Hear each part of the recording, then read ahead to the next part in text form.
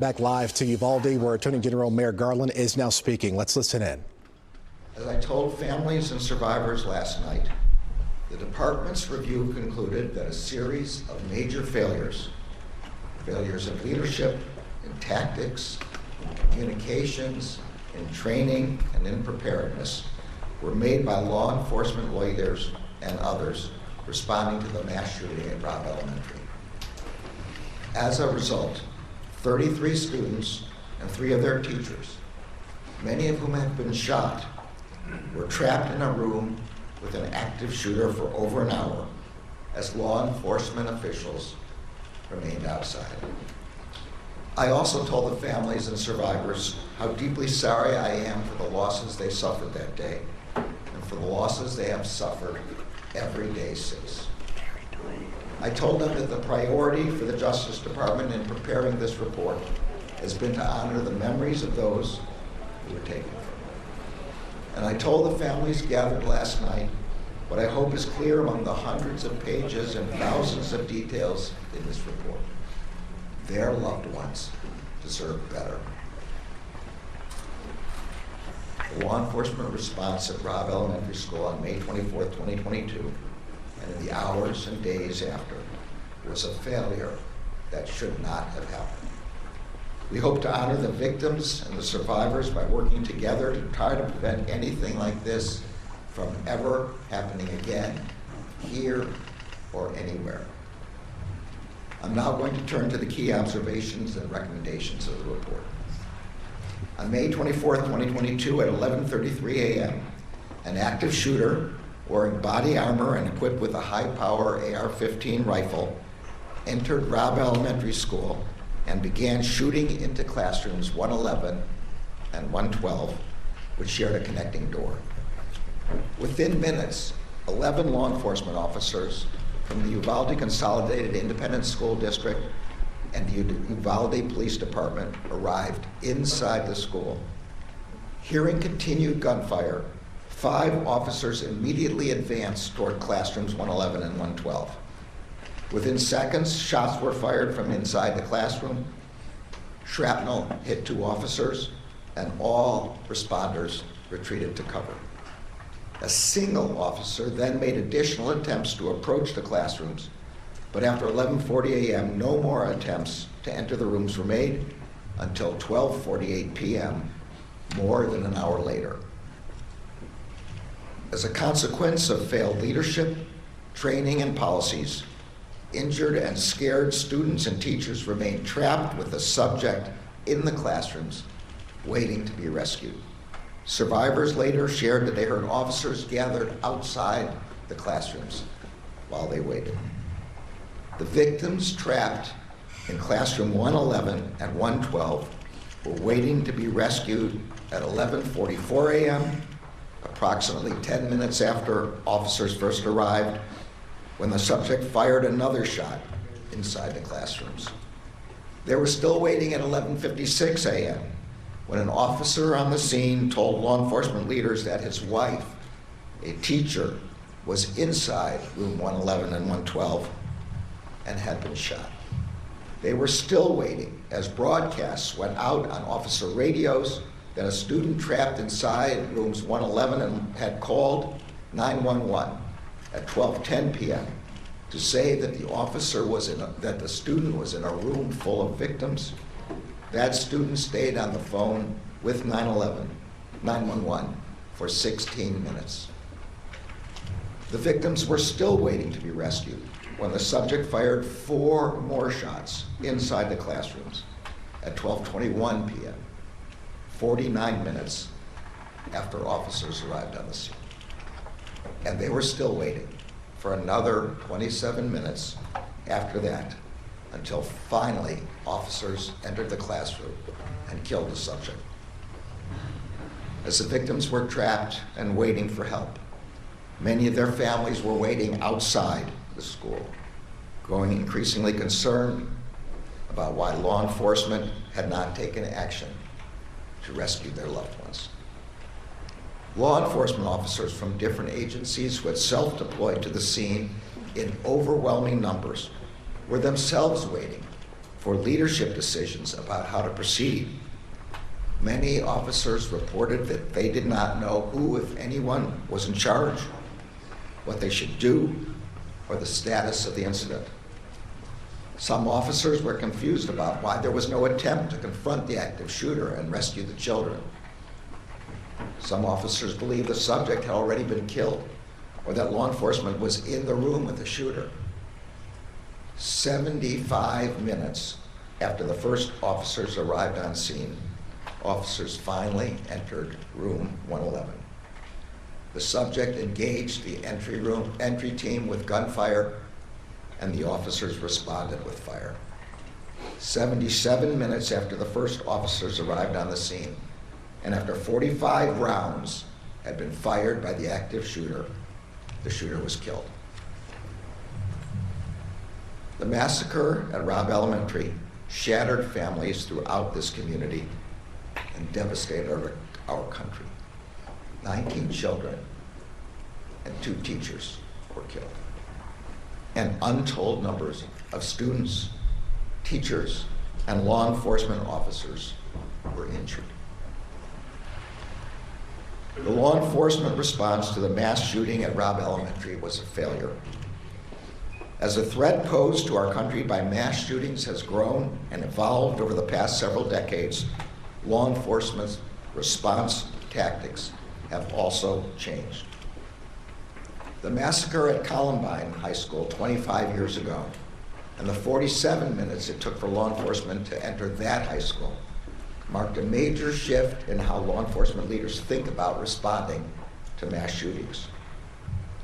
It is now widely understood by law enforcement agencies across the country that in active shooter incidents, time is not on the side of law enforcement. Every second counts. And the priority of law enforcement must be to immediately enter the room and stop the shooter with whatever weapons and tools officers have with them. That is the approach responding officers first employed when they arrived at Robb Elementary School. But within minutes of arriving inside the school, officials on scene transitioned from treating the scene as an active shooter situation to treating the shooter as a barricaded subject. This was the most significant failure. That failure meant that law enforcement officials prioritized a protracted evacuation of students and teachers in other classrooms instead of immediately rescuing the victims trapped with the active shooter. It meant that officials spent time trying to negotiate with the subject instead of entering the room and confronting him. It meant that officials asked for and waited for additional responders and equipment instead of following generally accepted active shooter practice and moving toward the shooter with the resources they had. It meant waiting for a set of keys to open the classroom door, which the report concludes was likely unlocked anyway. And it meant that the victims remained trapped with the shooter for more than an hour after the first officers arrived on scene. There were also other failures in leadership, command, and coordination. None of the law enforcement leaders at the scene established an incident command structure to provide timely direction, control, and coordination among the enormous number of responders who arrived on scene. This lack of a command structure, exacerbated by communication difficulties, contributed to confusion among responders about who was in charge and how they could help. These failures may also have been influenced by policy and training deficiencies at responding law enforcement agencies. Some lacked any active shooter training at all. Some had inappropriate training.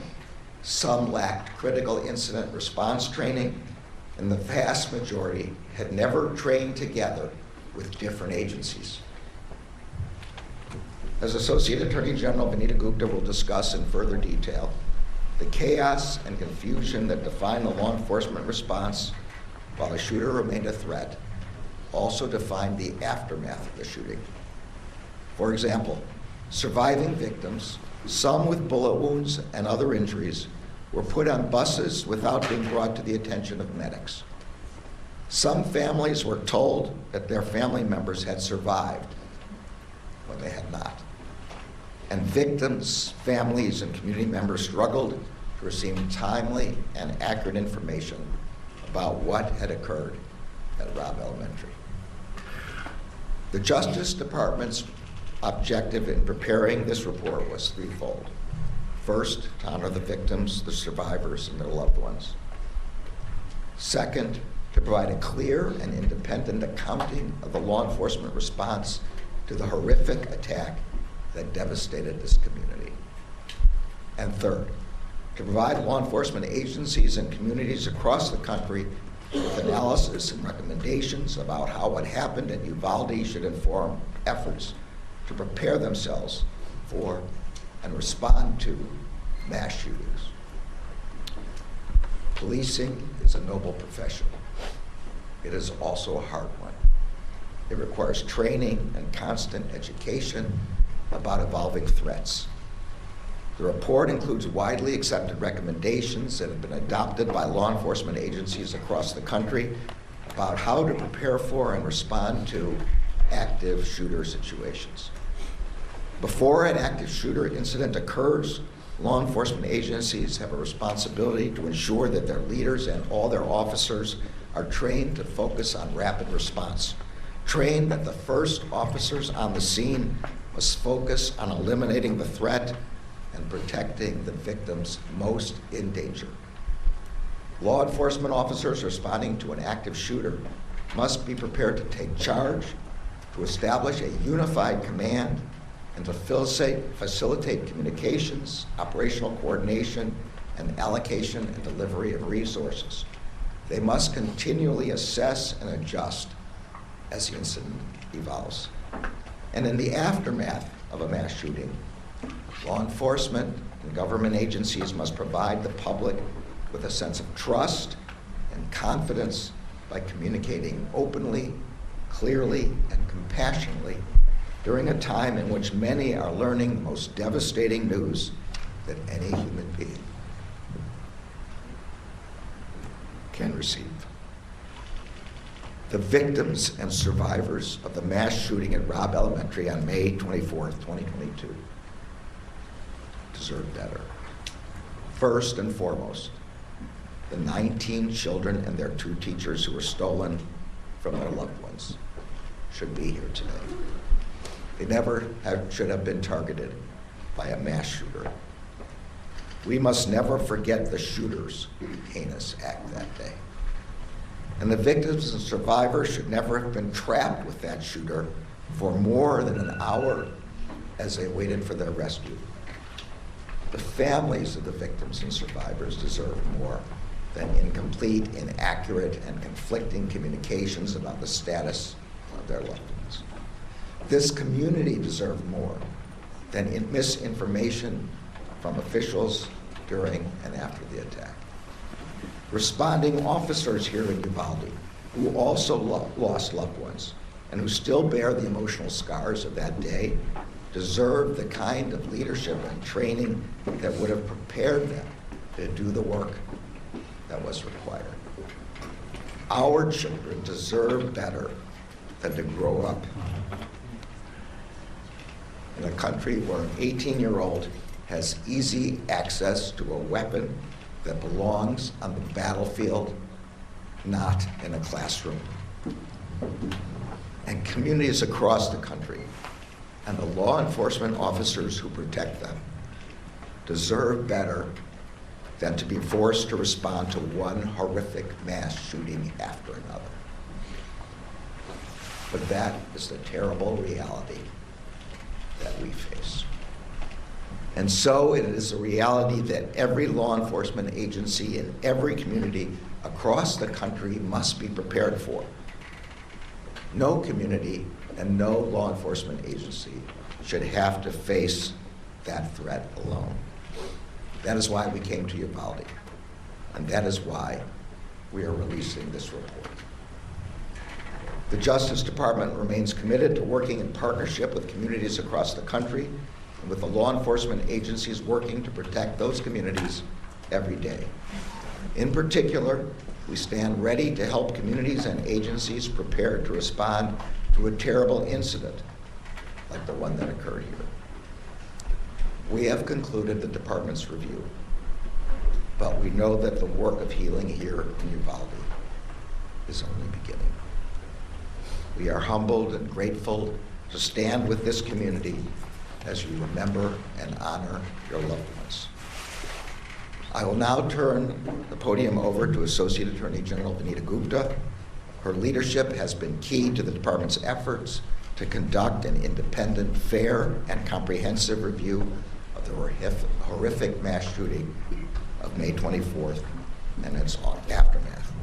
I am also grateful to the entire Critical Incident Review team and to the department's COPS office and to the leadership of Hugh Clements for their tireless work. Vanita.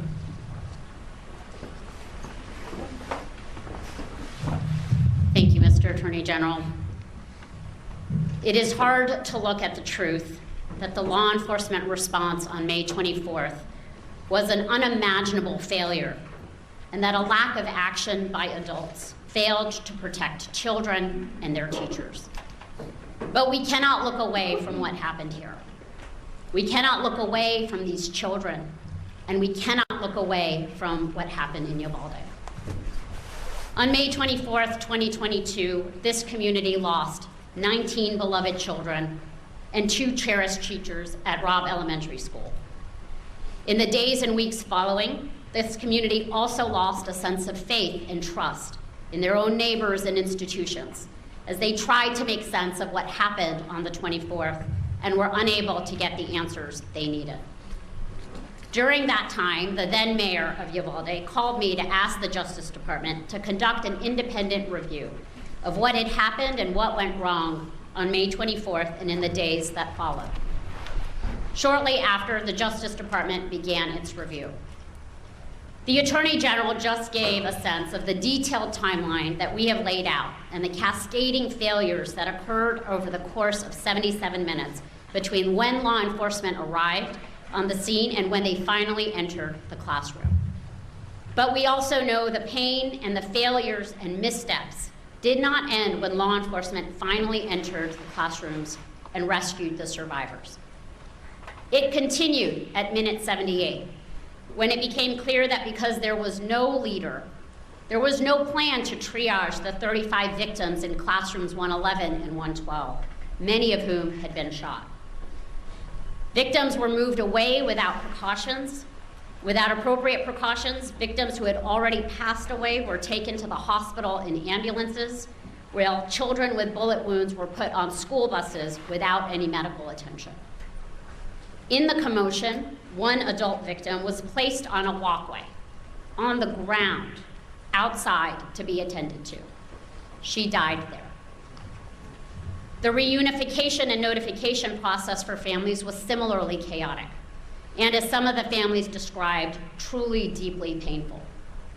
During and after the 77 minutes, families and survivors received unclear and sometimes conflicting information about where to go to reunite with their loved ones. Many family members waited at the school for hours without status updates, not knowing where their children were, if they were safe or hurt or even alive. Families searching desperately for their loved ones were sent to different places all across town: the high school, the civic center, the hospital. Some of these details are gut-wrenching. Families hearing about the need for autopsy results as the first indications that their loved ones may not have survived. At one point, hours after the shooting, an official incorrectly told families waiting for their children at the civic center that an additional bus of survivors was coming. It did not. Inaccurate and inconsistent public communications, including social media posts and press conferences, only made things worse. At 12:06 p.m., law enforcement posted on Facebook, reassuring parents that, quote, students and staff are safe in the buildings, close quote. That false reassurance was never corrected. An hour later, law enforcement inaccurately posted on social media that the shooter was in custody. That post, too, was never corrected. Both impromptu and scheduled news conferences and media engagements contained inaccurate, incomplete, and at times conflicting information.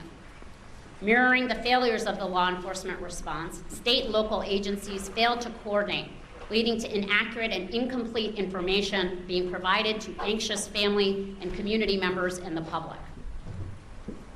We also know the pain following a tragedy like this endures, and that the support this community needs has often been missing. And we cannot talk about what happened at Robb Elementary School without reckoning with the fact that this tragedy took place somewhere all children should feel supported and cared for and safe. Our report documents missteps in school safety preparation that contributed to this tragedy, including that the campus safety plan was effectively a template and included security measures that were not even available at Robb. That there was a culture of complacency around locked door policies with interior and exterior doors routinely left unlocked. And that confusion over where to find a master key to unlock classroom doors contributed to the significant delay in entering classrooms 111 and 112. As I made clear last April when I came to Uvalde to meet with families, and as we reiterated to families last night, this report not only looked backwards, but also identifies lessons learned and recommendations for other communities to prevent something like this from happening again. No law enforcement agency or community can assume that what happened here, or in Newtown, or in Parkland, or in Columbine can't happen in their community. That is our reality. This report offers 273 recommendations for law enforcement agencies and other officials in every community. That includes a series of recommendations for law enforcement and government agencies preparing for and responding to mass shooting incidents and active shooter incidents as they occur. In the immediate aftermath of an active shooter incident, law enforcement leaders must continue to provide guidance and direction to all first responders, including triage planning to ensure that emergency personnel can access victims as soon as possible. Law enforcement and government officials must provide proactive, timely, and accurate information, notifications, and give community members as much information as appropriate at any given time to help avoid or mitigate rumors, uncertainty, and unnecessary worry. If an organization shares incorrect information with the public, it should be open about it and correct that mistake. In the days, weeks, and years after a devastating attack, survivors, the family members of victims, community members, law enforcement, and other first responders, and their families should continue to be offered both immediate and ongoing trauma support. The Justice Department remains committed to the Uvalde community. Federal Victims of Crime Act formula funds are being used to support victim services in Uvalde, and our Office for Victims of Crime is working with the state of Texas and the Uvalde community to complete the application for supplemental Justice Department funding that is going to enable continuing services for victims, survivors, and their families. And through our COPS office, the department has also awarded the local school district substantial funding over the past 2 years through our school violence prevention program to help this community continue to improve school safety and security. Before we started this review, we consulted with the International Association of Chiefs of Police to build out a team of experts, including several law enforcement leaders who have ably led their communities through mass violence events. I am grateful to those leaders who lent their expertise to us and to our COPS office team for their immense dedication and commitment. Together, the review team's work included reviewing more than 14,000 pieces of data and documentation, including policies and procedures, training logs, body camera and closed-circuit television footage, photographs, and more. They made 9 visits to Uvalde for a total of 54 days in this community. They conducted more than 260 interviews of individuals from more than 30 organizations and agencies, including responding law enforcement and survivors, family members, victim services providers, and school and hospital staff. They traveled throughout the country to review generally accepted practices and contemporary active shooter training courses. Other organizations and news outlets have documented parts of what happened on this horrific day. But all of this work has led to a Justice Department report that is both the most detailed and broadest in scope, looking beyond the immediate incident to include the communications, victim services, and school safety aspects of this tragedy, as well as the post-incident response and investigation and pre-incident planning and preparation. The public demands a lot from law enforcement, and we often take their service for granted. Every day, police officers run towards danger to keep people safe. In Uvalde on May 24th, 2022, that did not happen until far too late. Uvalde is a community that is healing, and getting clear on the facts is part of healing. So too are the beautiful, powerful murals all over the city commemorating each child and teacher killed on May 24th. And so too is enacting change in policies and practices to help make sure these failures do not happen again. While it took time for the Justice Department to examine the facts and put this report together, our commitment to the Uvalde community does not end here. Through available funding, resources, victim services, technical assistance, and training, we will support Uvalde and communities across the country in their efforts to prevent and address violence. Just as we have looked back, we will look forward. We are committed to honoring the memories of the lives that were lost here by working to build a future where all of our children, their loved ones, and their teachers can feel cared for, supported, and protected. I will now pass this to Hugh Clements, the director of our COPS office. Good morning, and thank you, Mr. Attorney General and Associate Gupta. I know that nothing can take away the pain suffered by the families, the survivors, and the entire Uvalde community. But I do know that the team at the COPS office has been driven to provide an authoritative accounting of everything that transpired at Robb Elementary on May 24th, as well as the events leading up to it and an examination of what happened afterward. As someone with 38 years of law enforcement experience, and 12 of those as chief of the Providence Police Department, I know the importance of having the right policies in place, the right training, and the right partnerships, especially law enforcement partnerships with schools, communities, and other agencies and first responders. This report stresses the importance of those working relationships and how invaluable they are, especially when there's a critical incident. Of course, no one ever thinks something like this is going to happen in their community until it does, which is why the recommendations we provide in this report are so critically important. Unfortunately, the review of the mass shooting at Robb Elementary School is not the first critical incident review that the COPS office has conducted. But having done this before, we know the value of the information provided.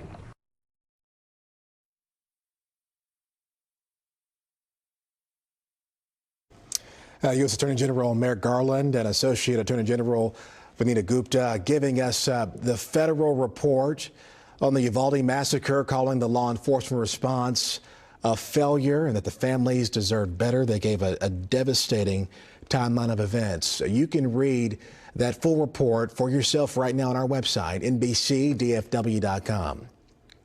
Stay with us. We'll be right back.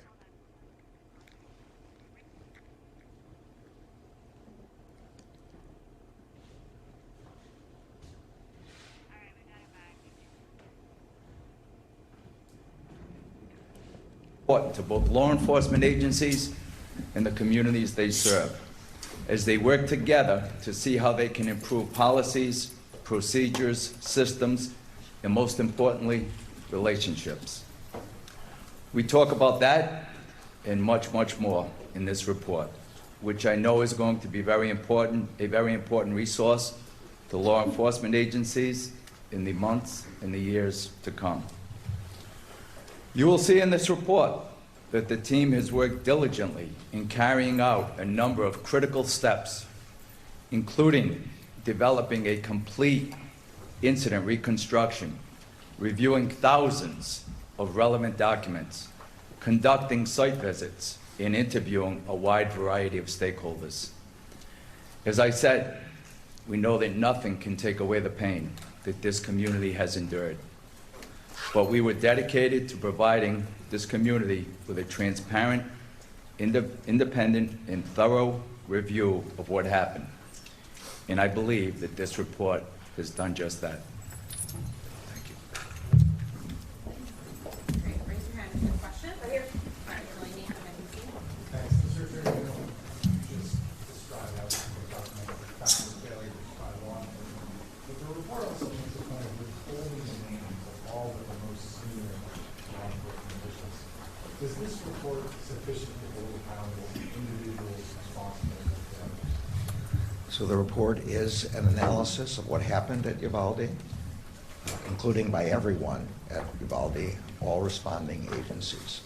It concludes that this was a failure of leadership, and so all members of the leadership who failed were identified. It also identifies individual officers by rank and by what agency they're from, but the standard practice of the Justice Department in these critical incident reviews is not to name those who are not listed as at fault, and particularly not to name those in lower ranks who acted on the scene. Next question, please. We have case at 12. I have two questions for Mr. Attorney General. Your report here names Pete Arredondo and Mario Vargas as leaders in this incident that happened at Robb Elementary. Have they acted in a way that was put out as guidelines after the Columbine shooting? Would lives have been saved on May 24th? I think the report concludes that had the law enforcement agencies followed generally accepted practices in an active shooter situation and gone right after the shooter to stop him, lives would have been saved and people would have survived. My second question for you, sir. Based on this report, we know at this point no criminal charges have been filed against anyone who responded that day.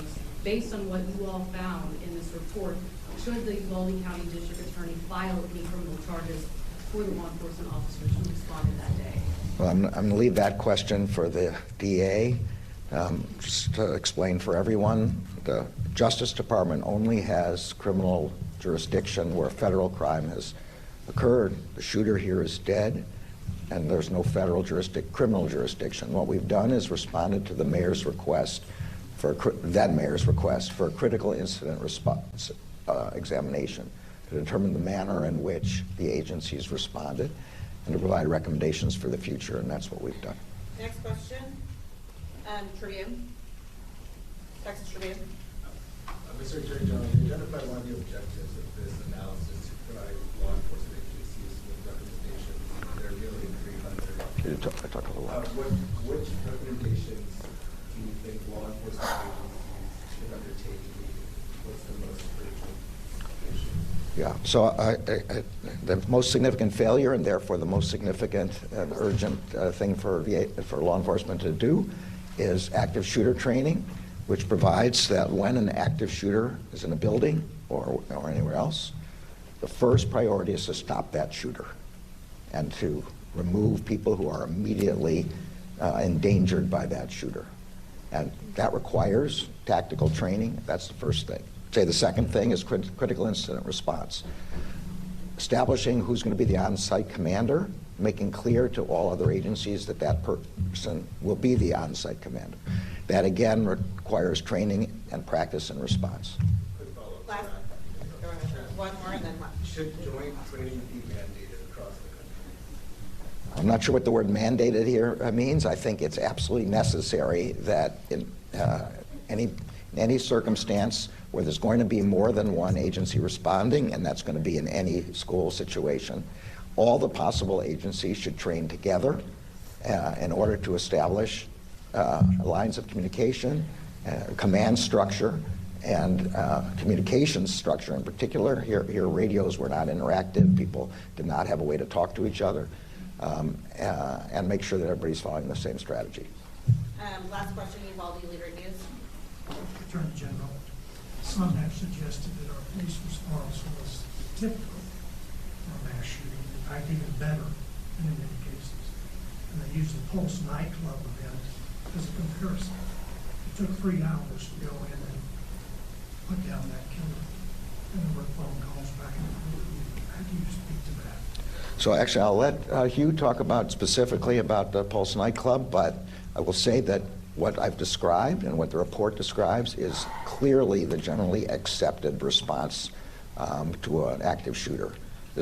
We did a survey across the country, and the experts who were involved in this examination are experts in exactly this subject of active shooter.